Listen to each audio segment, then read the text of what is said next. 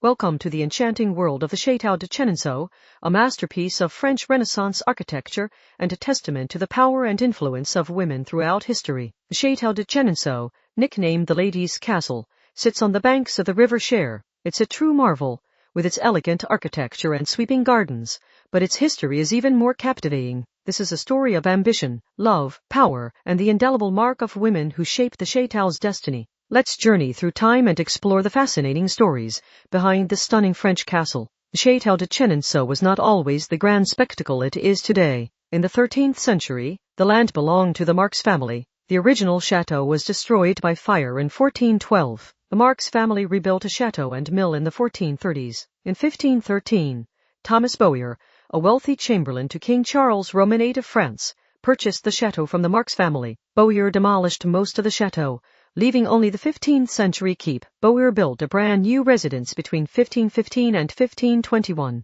His wife, Catherine Brissonnet, oversaw the project and hosted French nobility, including King Francis I, twice. In 1535, King Francis I seized the chateau from Bowyer's son for unpaid debts to the crown. Following Francis' death in 1547, Henry Roman II gave the chateau to his mistress, Diane de Poitiers. She commissioned the famous Renaissance architect, Philibert de Lorme, to build an arched bridge, joining the chateau to its opposite bank in 1555. Diane de Poitiers created the first gardens at Chenonceau, which were laid out in 4 triangles. These gardens were known for their beauty and included a variety of fruit trees, flowers, and vegetables. After Henry Roman II's death in 1559, his powerful widow, Catherine de Medici, forced Diane de Poitiers to exchange Chenonceau for another chateau, the Château Chaumont. Catherine de Medici then transformed Chenonceau into her favorite residence. She expanded the gardens, creating more elaborate designs, and added rooms to the chateau,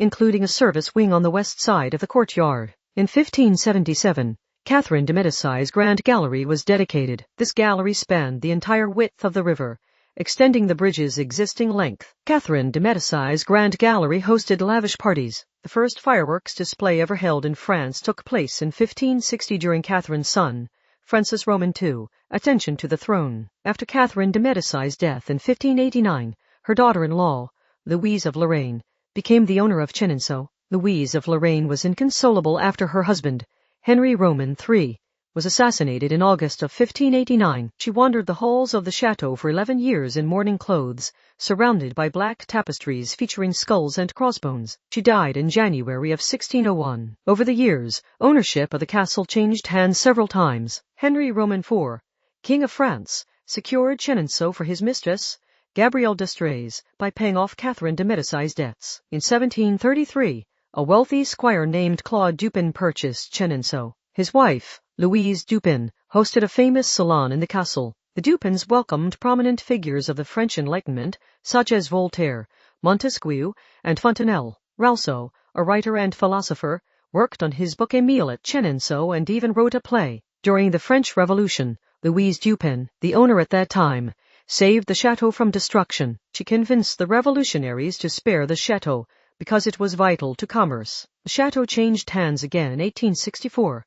When Marguerite Pellouse acquired it. She commissioned architect Félix Roguet to restore the chateau. However, she spent a great deal of money on this project and elaborate parties. This depleted her finances, and the chateau was eventually seized and sold. A Cuban millionaire, José Emilio Terry, bought Chenonceau in 1891. He sold it to a family member, Francisco Terry, in 1896. The Menier family, famous for their chocolates, purchased Chenonceau in 1913. They still own the chateau to this day. During World War I, Gaston Menier used the gallery as a hospital ward. During World War II, the chateau was bombed by the Germans in 1940. The chateau was also a way to escape from the Nazi-occupied zone. The chateau was bombed again by the Allies in 1944. After World War II, the Menier family tasked Bernard Voisin with restoring the chateau. This included repairing the damage from the war and floods. The chateau and gardens now reflect their former glory. Today, the Château de Chenonceau is a popular tourist destination. The chateau and its gardens are open to the public. Every year,